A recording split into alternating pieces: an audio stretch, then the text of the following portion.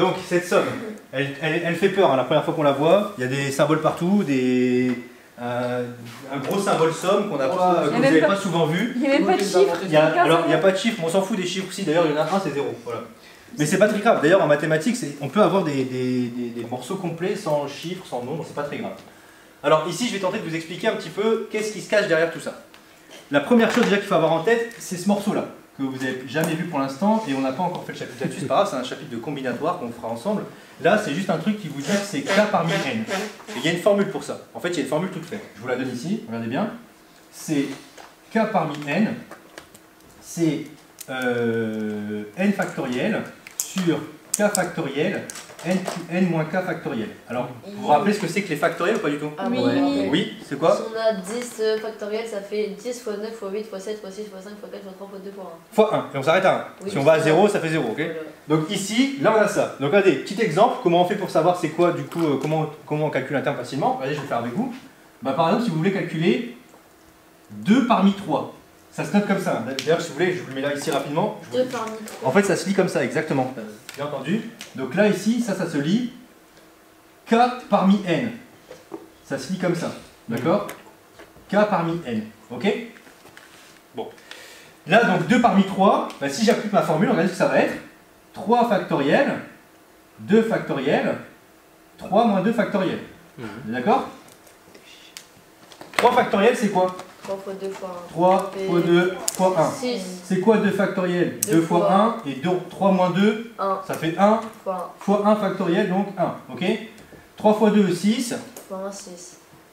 Donc sur 2, ça fait 6 sur 3. 6 sur 2, pardon, ça fait 3. On va y arriver. Ok? 6 sur 2, ça fait 3. Parce que c'est ça la notation. C'est 3 factoriel. C'est pas parce que je suis énervé, hein. C'est parce que c'est vraiment... c'est la notation mathématique. D'accord? Donc évitez, d'ailleurs la plupart, évitez s'il vous plaît, quand apparemment vous êtes content d'avoir trouvé un résultat, de dire super, j'ai trouvé 7 avec point d'exclamation. Parce que pour moi c'est 7 factoriel. Mais tu mets l'espace. D'accord? Il y a un espace, non? Bah ouais, mais si on colle pour... Ouais, non mais je comprends, mais c'est plutôt une boutade, mais en fait comprenez que ça, c'est une opération mathématique. On met plusieurs D'accord? facteurs, comme ça on sait qu'on est content. Voilà, bah, tu mets un smiley, j'en sais rien. Pour l'instant on n'a pas encore fait d'opération avec smiley. Mais voilà. Donc, et regardez, alors maintenant cette formule elle vous dit quoi? Là c'est tout ça, on va essayer de la décortiquer. Je vais vous la mettre avec n égale 2. Vous allez comprendre, c'est pas compliqué, avec n égale 2 ça va vous rappeler quelqu'un. Si je fais u plus v à la puissance 2, normalement vous connaissez ce que c'est u plus v à la puissance 2. Vous savez très bien que u plus v à la puissance 2 c'est quoi? C'est u carré, u carré plus v plus v carré. Plus v carré. Mais moi j'ai pas... Là, on pourrait justement d'ailleurs démontrer est-ce que cette formule elle est vraie au rang 2. Ben, on va utiliser maintenant tout ça avec n égale 2. D'accord? Regardez. Ça c'est ce qu'on sait. Hein. Ça c'est ce qu'on sait. n par 2 comme ça? Moi je veux montrer qu'avec la formule avec n égale 2 ça marche. Ah, okay. Donc je remplace n par 2. Donc regarde, si je remplace toute cette formule là par 2, j'écris pas égal ça, parce que pour l'instant je sais pas que c'est encore égal. C'est pas marqué dans l'énoncé? Il n'y a pas d'énoncé là. Il n'y a pas d'énoncé, on est dans le cours là. Ah. Donc ça fait 2. Voilà ce que j'obtiens si vous remplacez tout par 2. Enfin tous les n par 2. Vous êtes d'accord qu'on obtient ça? Si je remplace tous les n par 2, on obtient ça. Ok? Bah pourquoi on remplace pas k par 0? Bah non, j'ai remplacé n par 2. Mais k par 0. Non, non, c'est pas ce que... J'ai dit là, je veux vérifier que la formule qui est là, je veux retrouver ça. Je veux retrouver ça. Ouais. Qu'est-ce que j'ai remplacé là, n par 2. Oui. Donc tu remplaces que n par 2. Par contre, j'ai pas dit qu'on faisait rien avec le cas, j'ai jamais dit ça. Maintenant, c'est là où on va commencer à s'attaquer un petit peu à ce qui se passe dans ce truc-là. C'est quoi ce symbole pas gentil là? Première fois que vous voyez un petit peu là, le symbole somme.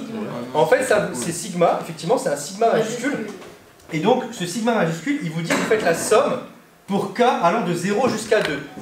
Une somme qui va de k allant de 0 jusqu'à 2, ça veut dire que là-dedans, ici, ce qui se balade, ce sont que des entiers.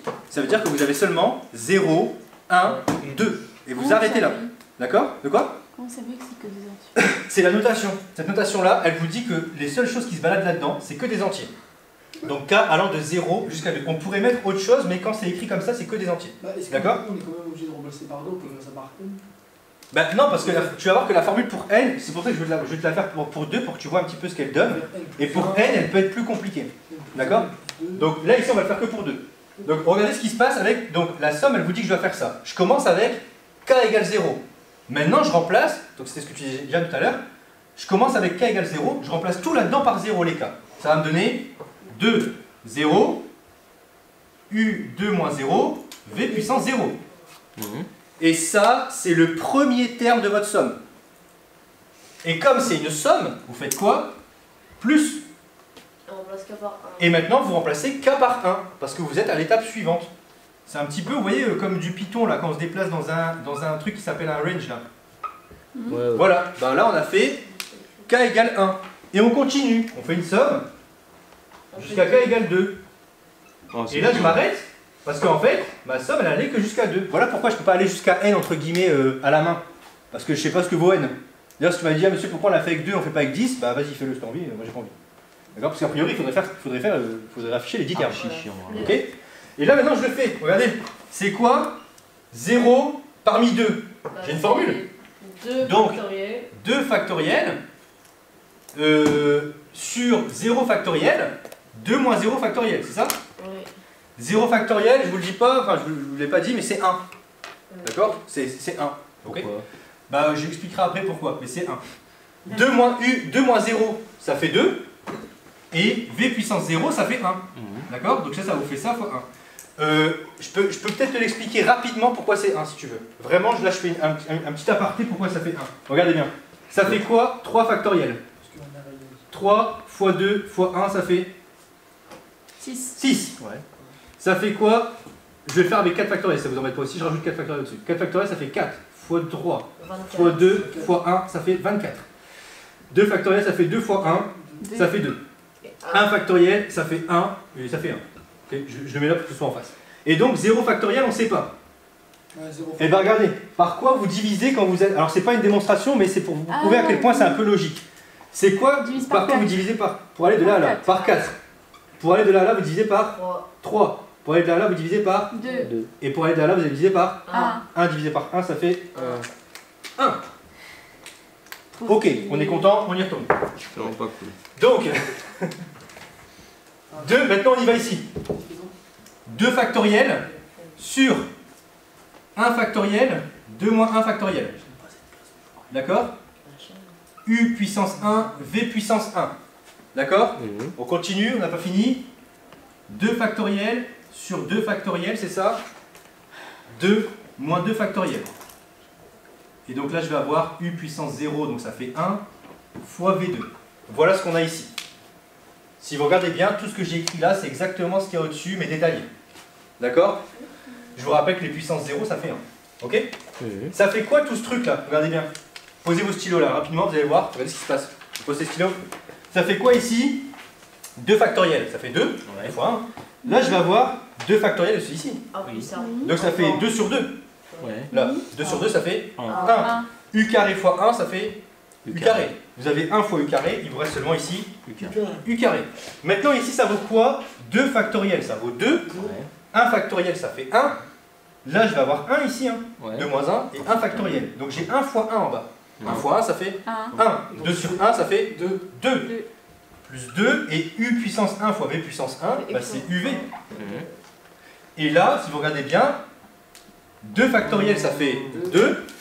2 moins 2, ça fait 0. 0 factoriel, ça fait 1. 2 factoriel, ça fait 2. 2 sur 2, ça fait 1. 2 factoriel, ça fait V carré fois 1, ça fait V. Et 2 Ça fait V factoriel, carré. ça fait 2, ça fait pas 1. De quoi? Donc c'est une identité remarquable. Pardon, 2 factoriel, ça fait 2. Là, j'ai 2 factoriel en bas. Ils vont se simplifier, si vous voulez. Et là, 2 moins 2, ça fait 0. 0 factoriel, ça fait 1. Donc j'ai 1 sur 1 ici. Je pense que tu l'as répondu. C'est peut-être pas impossible. Mais donc ici, j'ai 1 fois V carré, ça fait V carré. Donc ici, regardez bien ce que j'obtiens à la toute fin. U carré plus 2 UV plus V carré. Et donc je viens de montrer que ça là, vu que c'était égal jusque là, et ben c'était égal à U plus V au carré. Du coup, on peut faire un dab. Et donc ici, ce qui est intéressant, alors c'est pas une démonstration, hein, c'est juste pour vous montrer comment ça fonctionne ce truc là. Pourquoi faire? Et bien ici, vous venez de remarquer que U plus V à la puissance n, vous avez une formule ici qui marche tout le temps. C'est pas une démonstration, ça j'insiste. Hein. Je vais juste montrer comment ça fonctionne. Mais là, vous avez une formule qui marche tout le temps. Du coup, c'est quoi? C'est une Ok. démonstration? C'est plutôt on peut rappeler ça une démonstration si vous voulez, pas vraiment, mais c'est plutôt un cas particulier pour vous montrer un petit peu comment fonctionnent ces termes-là. Là. Celui-là pour vous montrer qu'en fait il se calcule automatiquement, et lui, c'est une somme. Bah, du coup, on peut prouver quoi avec la formule là?